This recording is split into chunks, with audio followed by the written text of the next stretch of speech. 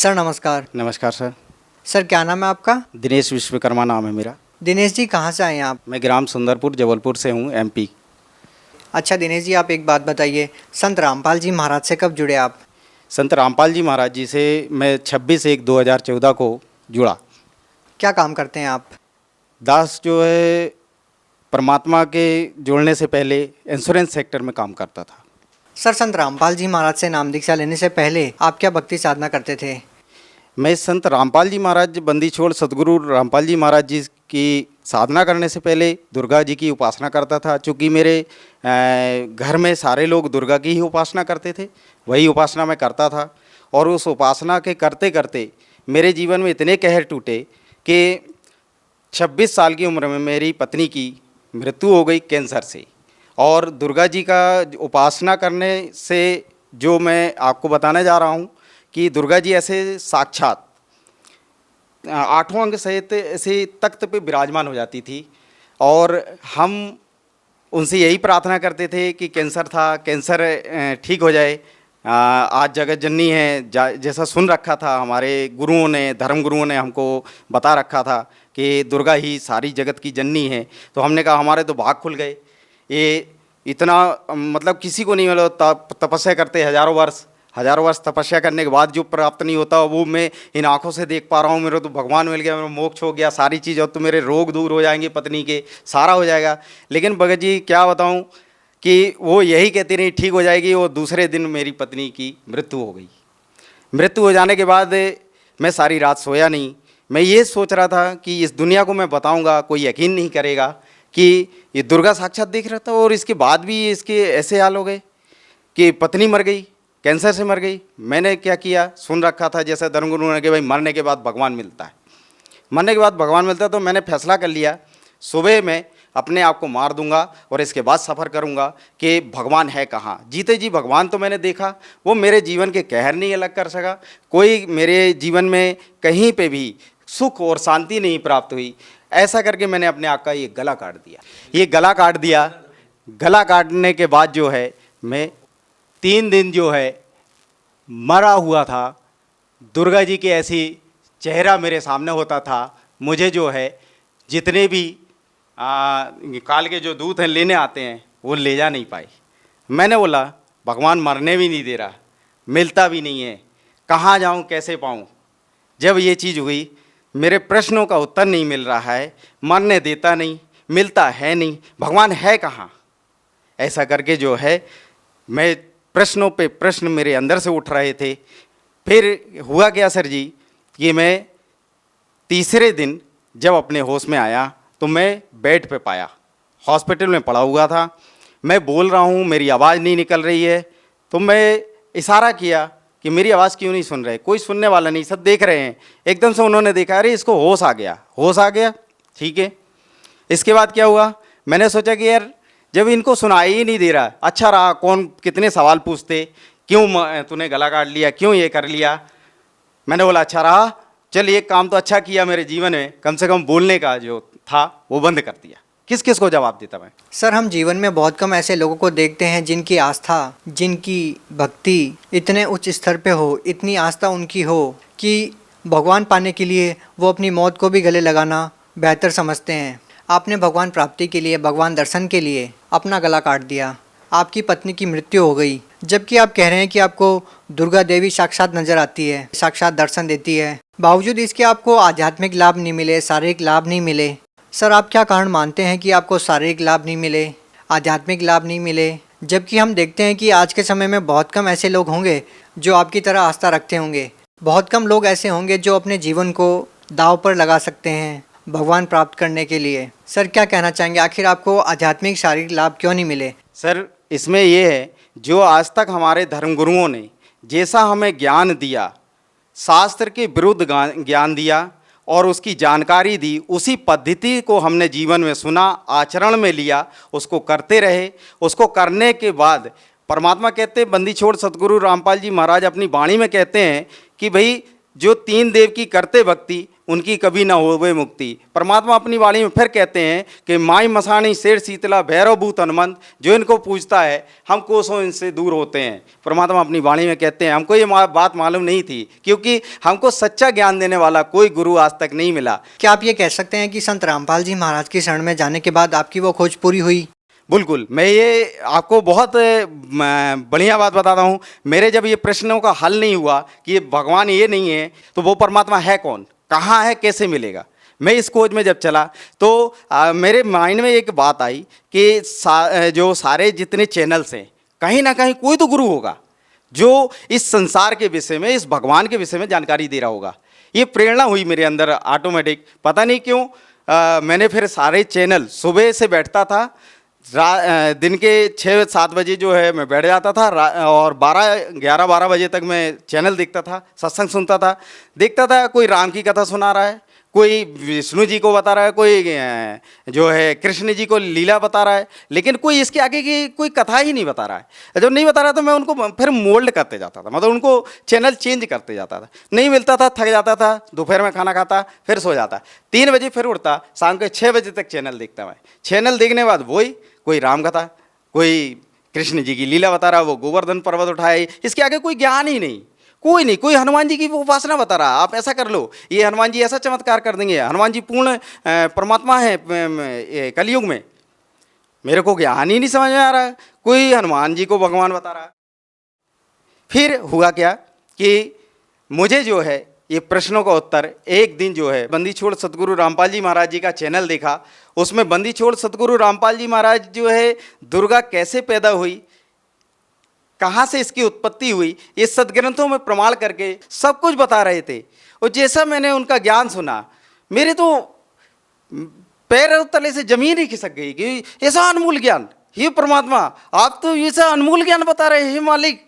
मैं कहाँ खोज रहा था परमात्मा, आप तो यहाँ मिले मालिक मुझे, मैं तो कहाँ कहाँ ढूंढा, गला काट दिया परमात्मा। आपको तो ढूंढते ढूंढते मालिक आपने मुझे ऐसे ऐसे दर्शन दिए, हे परमात्मा मुझे शरण में ले लो मालिक। मेरा तो सब कुछ बर्बाद हो गया है, यहाँ दुनिया झूठ झूठ बोल बोल के और सबको बरगला रखी है, इनको सब मूर्ख बना रखा है, अपनी दुकानें चला रहे मालिक। ऐसा ज्ञान आपने जो निचोड़ करके सदग्रंथों में दिखा दिया, मैं तो ढूंढ रहा था परमात्मा। किसी ने आज तक, मैं बताऊं आपसे सर जी, किसी ने आज तक सदग्रंथों को खोल के नहीं दिखाया कि देवी भगवत गीता में क्या लिखा है, गीता में क्या लिखा है, वेदों में क्या लिखा है, कुरान शरीफ में क्या लिखा है, पवित्र गुरु ग्रंथ में क्या लिखा है, पवित्र बाइबल में क्या लिखा है। गुरु ग्रंथ में भी परमात्मा का नाम लिखा है। 721 वाणी में भगवान अपनी वाणी में कहते हैं, एक अर्ज गुत्तम पेश तू कौन करतार, हक्का कबीर करीन तू बेअब परवरदिगार। वो मालिक का नाम बता रहे गुरु ग्रंथ साहिब में। सर आपकी बातों को सुनकर निसंदेह हर कोई विश्वास कर सकता है कि आपको संत रामपाल जी महाराज से नाम दीक्षा लेने के बाद परमात्म तत्व का ज्ञान हुआ। परमात्मा कौन है, कहाँ है, कैसे हैं। हम आपसे ये पूछना चाहते हैं कि संत रामपाल जी महाराज से नाम दीक्षा लेने के बाद आपको क्या लाभ मिले? बंदी छोड़ सतगुरु रामपाल जी भगवान जी से दीक्षा लेने के बाद मुझे, मेरे शरीर में बचपन में मैं पेड़ से गिर गया था, मेरे रीढ़ की हड्डी में बहुत तकलीफ़ रहती थी, वो ठीक नहीं होती थी। वो परमात्मा बंदी छोड़ सतगुरु रामपाल जी महाराज जी से दीक्षा लेने के बाद 90 ही दिन में वो जो काफ़ी साल का दर्द था, जो डॉक्टर ठीक नहीं कर पाए, जो कोई संत ठीक नहीं कर पाया, कोई झाड़ा लगानिया वाला ठीक नहीं कर पाया, वो परमात्मा की सतभक्ति करने से वो ठीक हो गया। सर जी ये कहना चाहता हूँ कि जिन पूजाओं को पहले मैं करता था उनमें मेरे को जो एक गंदी लत थी, जो कोई नहीं जानता था मेरे परिवार में, मैं शराब भी पीता था, बीड़ी सिगरेट भी पीता था और गांजा भी पीता था। और मेरे घर के, मेरे परिवार के कोई नहीं जानते थे कि ये नशा ये करता है। उन पूजाओं को करते करते मेरे को ऐसी नशा की लत लग गई थी कि मैं 5-5 लीटर शराब तक पी जाता था, लेकिन वो कोई जान नहीं पाता था, कोई पता नहीं कर पाता था। मैं आपसे बतलाऊं कि मैं बयान नहीं कर सकता हूं शब्दों में, ऐसी हालत को मैं प्राप्त हो गया था। ऐसा नास्तिक होने जा रहा था कि भगवान इस दुनिया में है ही नहीं। आज जो भगवान पाने की प्रक्रिया जो बता रखी है, उससे भगवान मिला वो लाभ नहीं मिले भगवान वाले, क्योंकि भगवान के लाभ सुन रखा है कि भगवान तो करुणा का सागर है, दया का सागर है। वो कुछ भी मेरे जीवन में नहीं कि ऐसा घटित हुआ। मेरे 26 साल। सर आप इतना नशा करते थे, आप नास्तिकता की कगार पे पहुंच चुके थे, सर आपका नशा कैसे छूटा फिर? बंदी छोड़ सदगुरु रामपाल जी महाराज जी की शरण में जाने के बाद मैं सर जी आपसे बताऊं, मेरा नशा 1 सेकेंड में ही छूट गया। वो जो लत थी, मुझे इच्छा ही नहीं हुई परमात्मा की शरण में जाने के बाद। सर अब आपको कितने वर्ष हो गए हैं कि आपने नशा नहीं किया?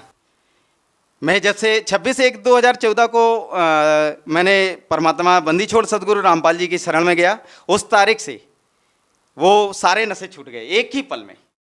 सर हम आपसे एक और बात पूछना चाहेंगे, कहीं ना कहीं संत रामपाल जी महाराज के जो अनुयायी हैं उनके निशाने पर ज़्यादातर हिंदू देवी देवता ही रहते हैं, क्योंकि वो कहते हैं कि उनको देवी देवताओं के पूजने से कोई लाभ नहीं मिला। हम आपसे ये प्रश्न पूछना चाहेंगे कि कहीं संत रामपाल जी महाराज हिंदू धर्म के खिलाफ कोई साजिश तो नहीं रच रहे? आखिर संत रामपाल जी महाराज किस धर्म को श्रेष्ठ मानते हैं? ये गलत है। बंदी छोड़ सदगुरु रामपाल जी महाराज जी ने किसी भी प्रकार से किसी भी धर्म के प्रति कोई साजिश नहीं रच रखी है। परमात्मा बंदी छोड़ सदगुरु रामपाल जी महाराज जी ने, क्योंकि उनका एक स्लोगन ये एक कि जीव हमारी जाति है, मानव धर्म हमारा, हिंदू मुस्लिम सिख ईसाई धर्म नहीं कोई न्यारा। सर यहाँ पे हम एक और बात पूछना चाहेंगे कि क्या सारे ही गलत साधनाएं केवल हिंदू धर्म में हैं? मुस्लिम धर्म के बारे में आप कुछ नहीं कहते हैं? आज बहुत सारे धर्मगुरु हैं। मुस्लिम धर्मगुरु में मैंने एक नाम सुन रखा था जाकिर नाइक का। उन्होंने बहुत खुला चैलेंज किया था कि आज इस संसार में कोई भी गुरु हों दो, कोई भी महात्मा हों दो, कोई भी शंकराचार्य हों दो, मैं उससे डिबेट करना चाहता हूं, मैं डिबेट करने के लिए इच्छुक हूं। बंदी छोड़ सदगुरु रामपाल जी महाराज जी ने बहुत उनको इनविटेशन दिया कि आप हमारे से ज्ञान चर्चा करें, उसका सारा खर्चा भी हम देंगे। अगर आप वहन नहीं कर सकते, वो साधना चैनल के माध्यम से आप अपना चर्चा करने के लिए आ सकते हैं। आपका स्वागत है। बंदी छोड़ सदगुरु रामपाल जी महाराज जी का ज्ञान ऐसा है कि इस दुनिया में उसका कोई सानी नहीं है। सर अंतिम प्रश्न आपसे पूछना चाहेंगे कि एक ऐसा धर्मगुरु, एक ऐसा संत जो आपको आध्यात्मिक ज्ञान देते हैं, जो आपको शारीरिक लाभ देते हैं, आपको मानसिक लाभ देते हैं, वो संत आज जेल में हैं। सर क्या कहना चाहेंगे इस बारे में? सर ये बहुत शर्म की बात है। आज ऐसे संत जो संसार में नशा, दहेज प्रथा, ऐसी कुरीतियाँ जो सारे समाज को एक अज्ञानता में बांधे हुए हैं, ऐसे संत को जिसने आज सारे संसार में नशा मुक्त, बिना किसी दवाइयों के, बिना किसी ट्रीटमेंट के, उनके जितने भी शिष्य आप देख लीजिएगा, कोई नशा नहीं करता मिलेगा, कोई दहेज लेते नहीं मिलता है। आज सत भक्ति करते हैं सारे, किसी भी प्रकार से कोई भी किसी भी प्रकार का नशा में सहयोग तक नहीं करते हैं। ऐसे संत को आज जेल में डाल रखा है, ये बहुत शर्मनाक बात है। और आज संसार में ऐसी बात कोई नहीं बोलना चाह रहा सत्य की, जो जगत गुरु तत्वदर्शी संत रामपाल जी महाराज जी ने बताया, उनके ज्ञान को आज समझने तैयार नहीं है। खासकर ये भारत सरकार से कहना चाहता हूँ कि शर्म करना चाहिए। ऐसे उद्धारक संत जो समाज को एक जो है सत भक्ति करा के और उद्धार कराना चाह रहा है, ऐसे समाज का निर्माण, ऐसे स्वच्छ समाज का निर्माण कि आज भाईचारा, अमन, चैन, सुख, शांति सब कुछ आ रहा है। जितने भी जगत गुरु तत्वदर्शी संत रामपाल जी महाराज जी के शिष्य, आज आप उनसे मिलकर देख लीजिए, कोई नशे में सहयोग नहीं करते, किसी प्रकार की कोई कुरीतियों को नहीं मानते। आज ऐसे संत को जेल में डाल रखा है, कोई सुनने वाला नहीं है। आज मैं भारत सरकार से ये प्रार्थना करना चाहता हूँ हाथ जोड़ के, ऐसे संत जो समाज उद्धारक हैं, जगत गुरु तत्वदर्शी संत रामपाल जी महाराज जी को बहुत जल्द से जल्द बाहर लाएं, उनको जेल से निकालें और उनका चरण वंदन करके अपना उद्धार कराएं और मानव समाज में सहयोग करें, एक स्वच्छ मानव समाज बनाने में सहयोग करें। सर आप भगत समाज को क्या संदेश देना चाहते हैं जो आज देवी देवताओं की पूजा करते हैं, नकली धर्मगुरुओं के जाल में फंसे हुए हैं, या ये कहें कि कहीं ना कहीं नशे की गिरफ्त में हैं, उन लोगों को आप क्या कहना चाहेंगे? सर भगत समाज को मैं प्रार्थना करता हूँ, हाथ जोड़ के दोनों हाथ से प्रार्थना करता हूँ, जिस भगवान को ये सारी दुनिया ढूंढ रही है, वो परमात्मा, पूर्ण ब्रह्म परमात्मा संत रामपाल जी महाराज जी के चोले में आज इस धराधाम पे बैठा हुआ है। सभी भक्त समाज और जबलपुर एमपी से, जैसा मैंने बताया, मैं ग्राम सुंदरपुर से हूँ, उससे ग्राम सुंदरपुर से लगे हुए 10 गांव हैं, उन सभी भोली पुण्य आत्माओं से मैं प्रार्थना करना चाहता हूँ, एक बार संत रामपाल जी महाराज जी के मंगल प्रवचनों को सुने, उस ज्ञान को सुने और संत रामपाल जी महाराज जी से बहुत जल्द से जल्द दीक्षा लेकर के अपने जीवन का कल्याण कराएं और मोक्ष प्राप्त करें। जी धन्यवाद। सत साहिब।